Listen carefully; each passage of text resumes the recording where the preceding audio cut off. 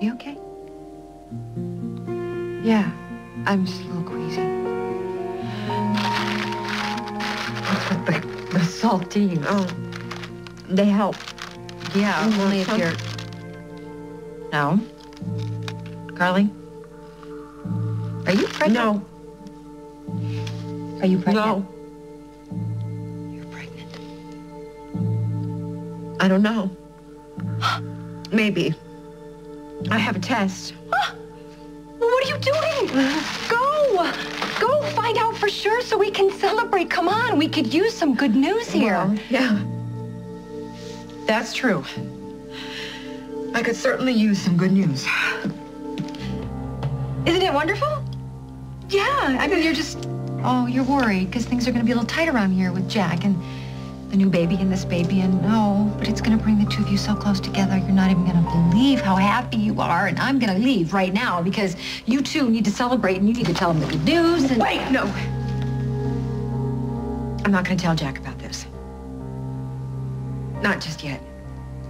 And you need to swear to me that you will not breathe a word of it to anybody, especially not Jack. You guys ever want to have kids of your own?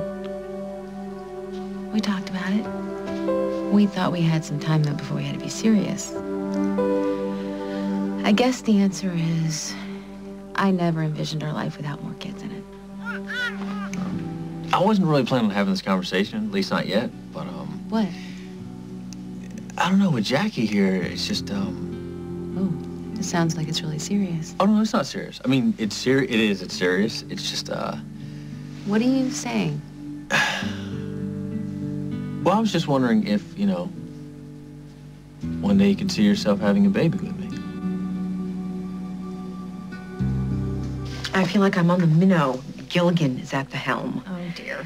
Okay, you sit down here and slowly. Oh. Want some more saltines? Oh. Okay, forget the saltines. Just... Where were we? We were imagining things, Emily. Oh, right. We were imagining things. Okay, so if I'm imagining things, why aren't you chilling the sparkling cider and planning on telling your beautiful husband that you're pregnant? We've been married for like 15 minutes. We already have a new baby here. Monte Carlo is barely off the ground. Can you spell stress? Stress? This is good stress. This is the kind of stress we love to have in our lives. And you invented stress, Carly. Come on, you didn't crack at the spa. You didn't crack on the stand. You can do this. Well, then you see that I'm long overdue then to crack. Do you have any idea what it's like to have a child in your life whose mother hates your guts? Vaguely. Right, okay. So you do know. And if Jackie Jr. is anything like his mother, I will be locking up the steak knives until he goes off to reform This school. has nothing to do with Jackie Jr. And how do you know that? How do you know anything? And how dare you march into my home and tell me how to run my life, tell me what I should feel? I dare because I'm your friend. So you can drop the excuses and all the lame reasons why Jack couldn't possibly be thrilled about having a child with you. You're lying to me and you're lying to yourself, Carly. Something's tearing you up inside, and you better spill it right now, because I'm not budging until you do.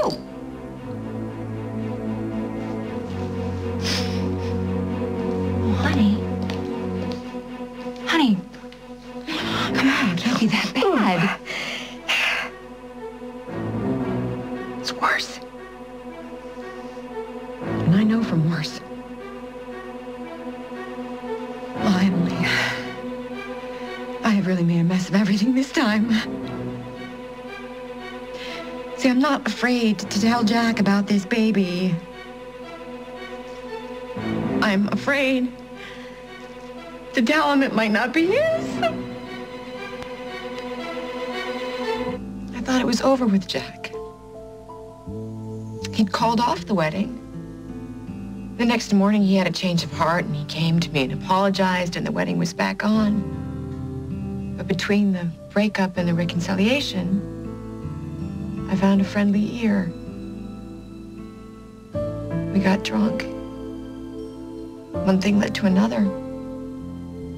Oh, my God, that's awful.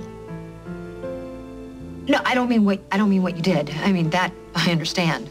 I'm not necessarily proud that I can relate, but I can relate. What I mean, what's awful is that you can't just forget about it and move on. Yes, tell me about it.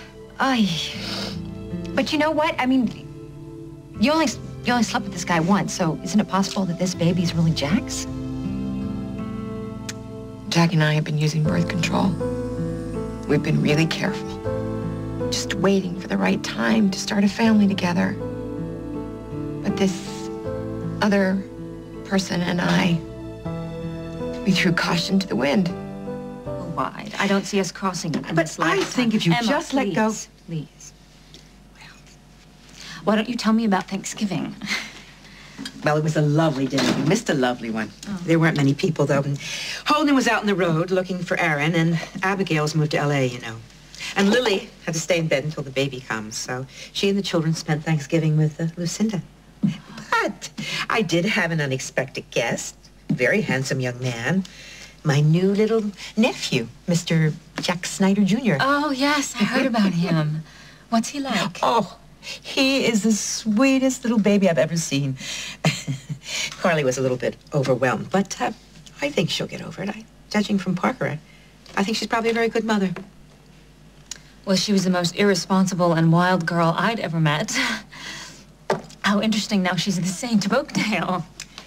Isn't it possible, Rosanna, that she could change? No, it's not, actually. It's not, and I'm not just saying that. I have inside information on her latest indiscretion, Emma. And now here she is on Thanksgiving, surrounded by friends and family. You know, you could have come. It was your choice not to. I'm not jealous. I'm in for now. And I've been trying to get rid of them. They're, you know, with diet and... Oh, do you have doctors? Do you have the right doctors? Yeah, I've been seeing everybody. And that's partly why I'm staying in Oakdale. There's this lovely woman, Dr. Schiller, and she's just been great. She's been very supportive, and, you know, she knows that I want to try all kinds of therapies, and she's let me try them, and, you know, she knows that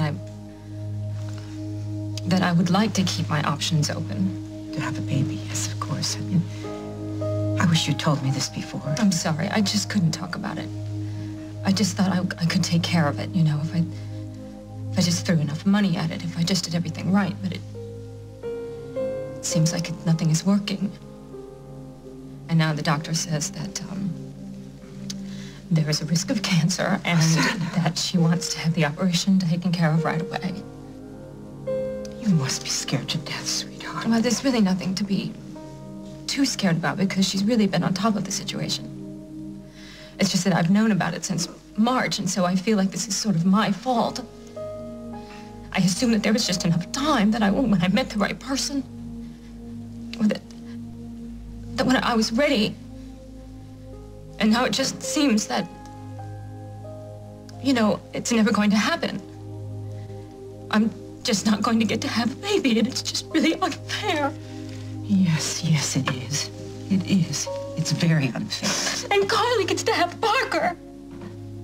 And she's gonna have a dozen more with Jack if she wants to. You know she will. And I don't even get to have one. I guess what I really want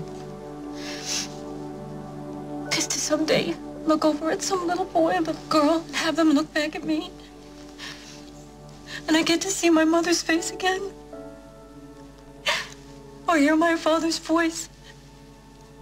Or to see some part of me coming back at me. I need that. I want that sense of family going on. You know, to feel like I'm a part of something. Not just to be Annie Rowe on the sidelines watching Carly have one perfect child after another. You know, she won't even let me see Parker. I'm like a stranger. I'm this woman that tried to take him away. I didn't do anything wrong. I was just trying to help. And I mean, he wouldn't even be here if it wasn't for me. Oh, Rosanna. Rosanna, you have got to. You've got to close this door on all this poison and this resentment the two of you have. Oh, it's never gonna happen. She hates me. She'll never forgive me. That's not true. You know, Carly she has a very big heart. I think that's why she gets into most of the trouble that she does. But, you know, it's her good side, too. And I'm almost sure that if you tell her what you're going through now, she'll be there for you.